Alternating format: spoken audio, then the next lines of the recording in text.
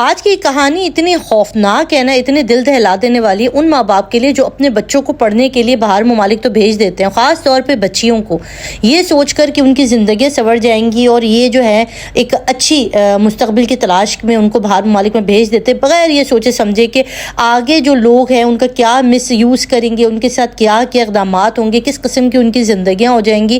یہ سب سوچے بغیر ہمارے ماں باپ جو ہیں وہ اتنا بڑا فیصلہ کرتے ہیں کہ انہیں باہر ممالک میں بھیج دیتے ہیں۔ آج کی جو کہانی ہے نا، یہ ان ماں باپ کے لیے ہے جو کہ نصیحت نہیں پکڑتے اور جن کو اس طرح کی سٹوریاں سنائی جاتی ہیں، اس کے بعد بھی انہیں یہ ریلائز نہیں ہوتا ہے کہ ہم نے یہ کام نہیں کرنا ہے، ٹھیک ہے، اور اگر کرنا ہے تو بڑا سوچ سمجھ کے کرنا ہے۔ تو بھائی بسم اللہ الرحمن الرحیم، السلام علیکم، welcome to my channel. Hope کہ آپ سب ٹھیک ہوں گے، بہت ساری دعا ہے آپ کے لیے، آپ کی فیملی کے لیے۔ اللہ پاک آپ کو ہمیشہ خوش رکھے، صحت و سلامتی کے ساتھ رہے۔ میں ہوں ریان رضا اور آپ دیکھ رہے ہیں میرا یوٹیوب چینل۔ یہ کہانی اتنی خوفناک ہے نا کہ جسے سننے کے بعد آپ لوگوں کا بھی دل دہل جائے گا کہ یار ہمارے بچیاں جب پاکستان سے باہر جاتی ہیں پڑھائی کرنے کے لیے تو ان کے ساتھ کیا کیا سلوک کیا جاتا ہے، کس طرح کا انہیں سچویشن اور ان کی پوری زندگی تہس نہس ہو جاتی ہے، عزتیں لٹ جاتی ہیں۔ میں تو کہتی ہوں پڑھائی تو کیا ہی دے گی آپ کو، اگر ایک لڑکی کا، ایک بچی کی عزت ہی تاراج ہو جاتی ہے تو پھر ایسی پڑھائی کا کیا کریں، ایسی مستقبل کو آگ لگے جس کے اندر آپ کی عزت ہی نہ رہے، ٹھیک ہے۔ تو وہ ماں باپ نصیحت پکڑیں جو کہ اپنے بچیوں کو خاص طور پہ باہر ممالک میں بغیر کسی جاننے والے کو اٹھا کے بھیج دیتی ہیں، تو وہ کس طرح کے حالات کے اندر ہوتے ہیں نا، وہ کہانی آپ نے اس سے سیکھنی ہے۔ بھئی یہ جو اس بچی کی میں کہانی سنا رہی ہوں نا، یہ پڑھنے میں بہت اچھی تھی، اس نے او لیول کیا، اے لیول کیا، پھر اس نے اسکالرشپ پر یو کے کا رخ کیا، ٹھیک ہے۔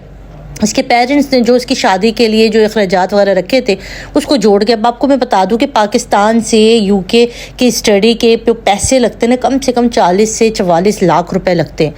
تو ان ماں باپ نے یونیورسٹی کی فیس، 1 سال کی یونیورسٹی کی فیس، ویزا، اکاؤنٹ، جو بھی یہاں پر ایک جوہر میں جو ہے، کراچی میں جوہر میں ایک تھے، ان کے ساتھ ان کے تھرو یہ سارا جو ہے، وہ ایجنٹ تھے، ان کے تھرو یہ سارا کام ہوا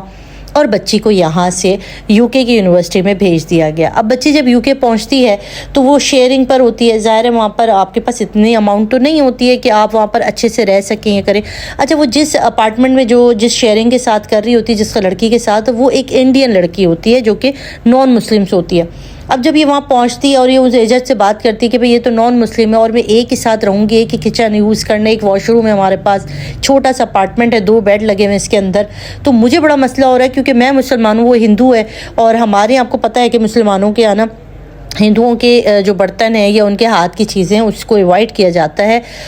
تو اس وجہ سے اس کو بڑی پریشانی ہوتی ہے۔ وہ اپنے پیرنٹس سے بھی بات کرتی ہے کہ مجھے بڑی پریشانی ہو رہی ہے کیونکہ وہ جو لڑکی ہے وہ انڈین ہے اور میرے لیے بڑا مشکل ہو رہا ہے کہ میں اس کے ساتھ ایڈجسٹ نہیں کر پا رہی ہوں۔ ایک تو لڑائی جھگڑا بہت کرتی ہے اور بات بات پہ لڑائی تک کلامی ہو جاتی ہے ہماری، تو میں اس کے ساتھ شیئرنگ نہیں کر سکتی۔ تو پھر یہ وہاں پر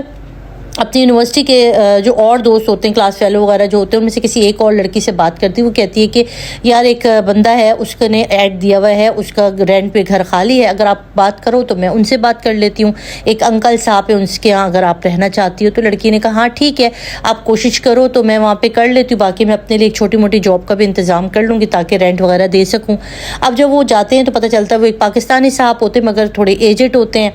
اور بیوی ان کی ہوتی نہیں ہے، ڈیتھ ہو چکی ہوتی ہے، تو وہ ان کے نیچے والا جو اپارٹمنٹ ہوتا ہے نا، وہ رینٹ کے لیے وہ دے رہے ہوتے ہیں۔ تو پھر یہ وہاں پر چلی جاتی ہے، بات کرتی تو وہ کہتے ہیں کہ بھئی اتنا اتنا رینٹ ہے، آپ دے دیجیے گا۔ تو پھر یہ بچی جو ہے پھر وہ وہاں پہ جا کر اپنا سامان وغیرہ لیتی ہے اور وہاں پہ جا کے سیٹ ہو جاتی ہے۔ 1 اور 2 مہینے، 3 مہینے، 4 مہینے تک تو سب کچھ سیٹ چلتا رہتا ہے۔ اس کے بعد اس کی جاب نہیں لگ پاتی ہے۔ اب جب اس کے پاس جاب نہیں لگ پاتی تو اس کے پاس پیسے نہیں ہوتے دینے کے لیے، کیونکہ اس کو کھانا پینا بھی کرنا تھا، اس کو ٹرانسپورٹ کا بھی کام کرنا تھا۔ ہمارے یہاں ہوتا ہے نا، بس بچہ ایک دفعہ یو کے پہنچ جائے گا نا تو بس وہ مالدار ہو جائے گا، اس کی جو ہے وہاں پہ شہانہ زندگی ہوگی، تو ایسا نہیں ہوتا ہے، ٹھیک ہے۔ بہت مشکل ہوتا ہے۔ آپ بچوں کا دیکھیں، اسٹوڈنٹ ہوتے ہیں، ان کو ویسے ہی اتنی کوئی زندگی میں اتار چڑھاؤ ان بچوں نے دیکھا نہیں ہوتا، مشکل سخت حالات بچوں کو نمٹنا آتا نہیں ہے۔ تو پھر اس کے بعد جب وہاں پر پڑھتے تو آپ یقین کریں بہت سے بچوں کو ہم نے خود دیکھا ہے جو رو رہے ہوتے ہیں، جو کہ اپنے گھر جانے کے لیے تڑپ رہے ہوتے ہیں۔ بہت سارے تو چھوڑ کے بھی چلے جاتے ہیں کیونکہ آپ کو پتہ ہے یو کے کا ویدر ہی ایسا ہے، یہاں پر سورج کم نکلتا ہے، بارش اور زیادہ کلاؤڈی ویدر رہتا ہے، اور کراچی یا لاہور سے یا پاکستان سے آنے والے بچوں کو اس طرح کے ویدر کی عادت نہیں ہوتی کہ ہر وقت ہی ٹھنڈ ہے، ہر وقت ہی ٹھنڈ ہے۔ تو تو وہ چیزیں ان کے نا مائنڈ پہ بہت افیکٹ کرتی ہیں. وہ چیزیں ان کے لیے ویدر سے جو لڑنا ہے نا بچوں کے لیے وہی بڑا مشکل ہوتا ہے. بہت سے بچوں کو دیکھا ہے جو کہ رو پیٹ کے واپس چلے جاتے ہیں. ماں باپ کا پیسہ بھی برباد ہوتا ہے اور ان کی بھی ذہنی حالت بڑی خراب ہو جاتی ہے. اور جو بچے فائٹر ہوتے ہیں, جو رہ رہے ہوتے ہیں, وہ اتنی مشکل حالات میں ہوتے ہیں کہ انہیں برتن بھی مانجنا پڑتے ہیں, ان کو یہاں پر جھاڑو پونچھا بھی کرنا پڑتا ہے, ان کو مطلب کہ ہر طرح کا کام کر کے مشکل سے وہ گزارا کرتے ہیں اور اپنی یونیورسٹی کی فیسز بھر رہے ہوتے ہیں. اب اس لڑکی کے لیے بھی بڑا مشکل ہو گیا تھا کیونکہ 1 سال تو اس کا یونیورسٹی کی فیسز اس نے بھر لی تھی, اس کی پے تھی, اور جو اگلے یونیورسٹی کے سیمسٹرز آ رہے تھے اس کی اس کو فی پے کرنی تھی جو کہ اچھی خاصی تھی. تو اس کے لیے اس کو ایک اچھی جاب چاہیے تھی. اب یہ جاب کی بھی تلاش کر رہی ہوتی ہے, اور دوسرا جو ہوتا ہے اس کو 2 مہینے ہو گئے تھے کہ اس نے رینٹ نہیں دیا ہوتا. اب جو مالک مکان صاحب ہوتے ہیں نا وہ آتے ہیں اس کے پاس اور کہتے ہیں کہ بی بی بھائی رینٹ عطا کیجیے. تو یہ کہتی ہے کہ ابھی میرے پاس رینٹ کے تو پیسے ہیں نہیں. تو یہ بندہ کہتا ہے کہ کوئی بات نہیں, اگر رینٹ کے پیسے نہیں ہیں تو تم مجھے رینٹ کے پیسے مت دو, میں تمہارے کھانے پینے کا بھی کروں گا, تمہاری یونیورسٹی کا بھی سارا خرچہ جو ہے وہ کر لوں گا, تم مجھ سے جو ہے نا وہ چھپ کے نکاح کر لو. تو چھپ کے نکاح کر کے تم رہو گی تو میں تمہارا جو ہے وہ ویزا وغیرہ کا جو بھی مسئلہ ہے, جب تم میری بیوی بن جاؤ گی تو پھر تمہارے وہ سارے بھی ہو جائیں گے, تمہیں نیشنلشپ بھی مل جائے گی, تمہاری یونیورسٹی کی فیسز بھی کا بھی مسئلہ حل ہو جائے گا. تو لڑکی کو بات تو سمجھ آتی ہے, کہتی ہاں یہ تو ٹھیک ہے, اگر میں اس کے نکاح میں چلی جاؤں گی تو میں نکاح میں رہوں گی اور میری شادی ہو جائے گی, اور اس کے بعد جو ہے سلسلہ صحیح ہے, میرے بھی تمام اخراجات ہی اٹھاتا رہے گا, کوئی بات نہیں, ایج کا بندہ ہے, بیوی اس کی ہے نہیں, بچے کوئی نہیں ہے. تو وہ بھی اپنا فیصلہ کر لیتی ہے ایک طرح سے, اس کو بھی سب کچھ صحیح لگتا ہے اپنے حساب سے. جو اس ماحول میں وہ پھنس گئی تھی تو واپس بھی نہیں آ سکتی تھی اور وہاں پر اس کو رہنا بھی تھا, تو اس کو اپنی طرف سے, کیونکہ بچی تو ہے, اب اتنی عقل مند شعور والی عورت تو نہیں ہے کہ اور فیصلہ کر سکتی ہے. وہاں پہ پردیس میں ایک پردیس تھی ہے, کوئی اور دوست یا کوئی ریلیٹیو تو ہے نہیں جو اس کو صلاح مشورہ دے. تو جو حالات ہوتے ہیں اس میں اس کو جو بہتر لگا اس نے کہا کہ ٹھیک ہے میں آپ سے نکاح کر لوں گی. اب یہاں پر اس بندے نے کیا چلاکی کی, اب وہ اس کا کرتا رہا غلط استعمال. اس نے کہا کہ کل نکاح کریں گے, پرسوں نکاح کریں گے, اور اس کو اس کے ساتھ رہنے لگ گیا. ٹھیک ہے, یہ دونوں ساتھ رہنے لگے اور نکاح کے نام پر اس کو بیوقوف بناتا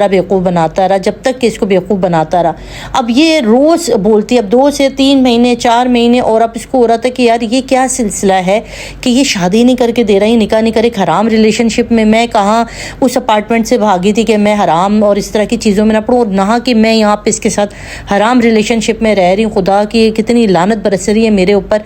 تو اس سے بڑا ناگوار گزرتا ہے, اور پھر 4 سے 6 مہینے بعد یہ کہتی ہے کہ نہیں بھائی اب اس کے بعد تو تم میرے ساتھ صحیح والا فیصلہ کر لو کہ ہم نکاح کب کریں. تو یہ بندہ کہتا ہے دیکھو نکاح کا تو ابھی میرا کچھ ہو نہیں رہا کیونکہ میرے پاس اتنی کوئی زیادہ انکم نہیں ہے, اور یہی ایک اپارٹمنٹ ہے جہاں سے میں کما کے کھاتا ہوں, اور اس کے بعد تم آ گئی ہو تو تمہاری مرضی ہے, تم رہنا ہے تو ٹھیک ہے, نہیں تو تم چلی جاؤ. اب اس لڑکی کو اتنا غصہ آتا ہے اس کے اوپر, اب اس کا دل کرتا ہے کہ جا کے پولیس میں کمپلین کرے. بٹ پھر یہ سوچتی کہ میں کیا کمپلین کروں, اس کی کیا کمپلین کروں جس کے ساتھ نہ تو میں نے کوئی ریٹرن ایگریمنٹ کیا, نہ میں نے اس کے ساتھ کوئی اور لکھٹ پکڑ کی, تو کیا ایویڈنس میں کیا دوں کہ کیا چیز ہے. تو پھر اس کے بعد یہ وہاں سے الگ ہو جاتی ہے اور ایک اور کوئی اپنی ایک دوست ہوتی ہے اس کے ساتھ بات کر کے اس کے ساتھ روم اپارٹمنٹ شیئر کرتی ہے, اور یہ اس کی زندگی کا خلاصہ ہے اور ان لڑکیوں کے لیے عبرت ہے جو کہ جاتی ہیں, یا ان ماں باپ کے لیے ایک لیسن ہے کہ آپ اپنے بچوں کو بھیجیں, بھلے بھیجیں, مگر پلیز ان کو لاوارث مت چھوڑ دیں کہ وہ کس طرح سے وہاں پہ رہ رہی ہیں, کیسے جاب کریں گی, کس طرح رہیں گی. بڑا مشکل ہے, لڑکوں کے لیے بڑی زندگی ٹف ہوتی ہے, لڑکیاں تو بہت ہی ٹف ہو جاتی ہیں ان کے لیے زندگی گزارنا. تو یہ ان لوگوں کے لیے لیسن تھا جو اپنے بچوں کو باہر ممالک میں بھیجنا چاہ رہے ہیں. تو ضرور اپنے کامنٹ سے مجھے آگاہ کیجیے گا. اب تک رکھے گا بہت سارا خیال. اللہ حافظ.